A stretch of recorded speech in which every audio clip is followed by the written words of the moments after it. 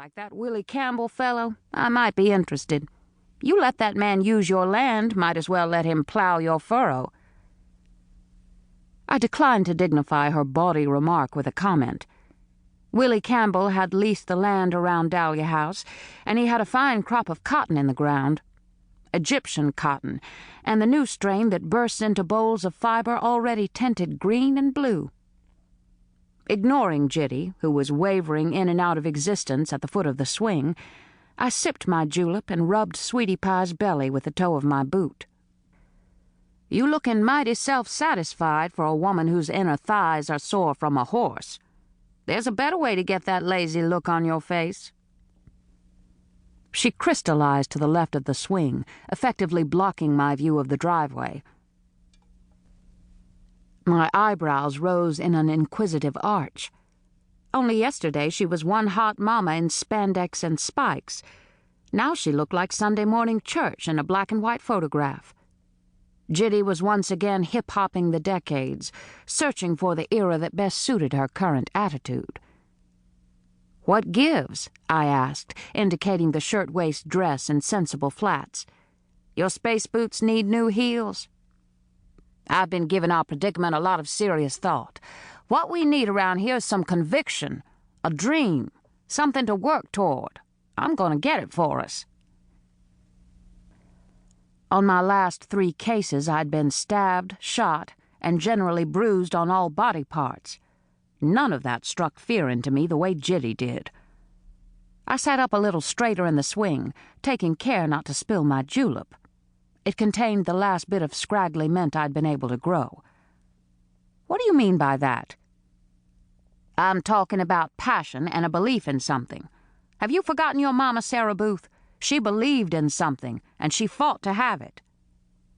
I nodded. "Yeah, I remember. Folks around here refer to Mama as that socialist." "She wasn't a socialist. She was a woman who saw inequality, and she wanted to change it.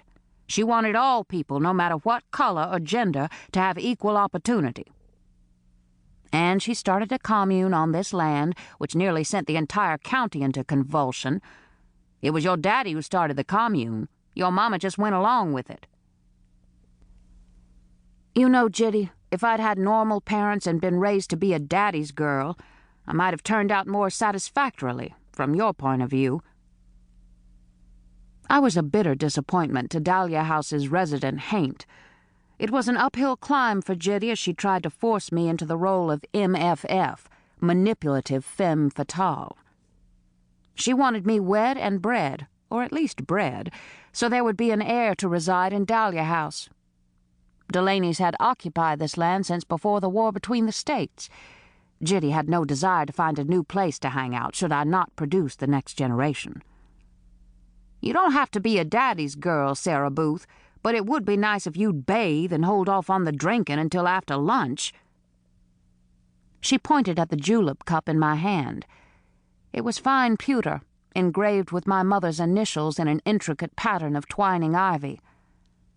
"Putting that devil's intoxicant in a fine cup won't change what it is." I looked at her from under a furrowed brow. "You're not turning into a teetotaler, are you?"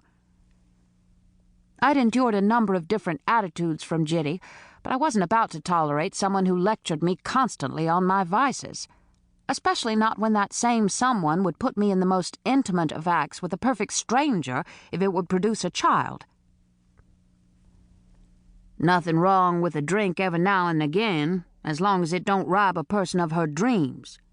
Looks to me like you might be headed down the path to destruction, what with your heels hiked up on the swing and those skin-tight breeches clinging to your ass." I studied Jitty closer. She was wearing a dress that looked like it had come out of my Aunt Lou Lane's closet. One thing I'd always admired about Jitty was her flair. She could carry off just about any look. She'd even straightened her hair and curled it under. All she needed was a sweater thrown over her shoulders and a Bible in her hand. She'd make a perfect minister's wife, circa 1960-something. "What exactly is it you want me to do?" I asked.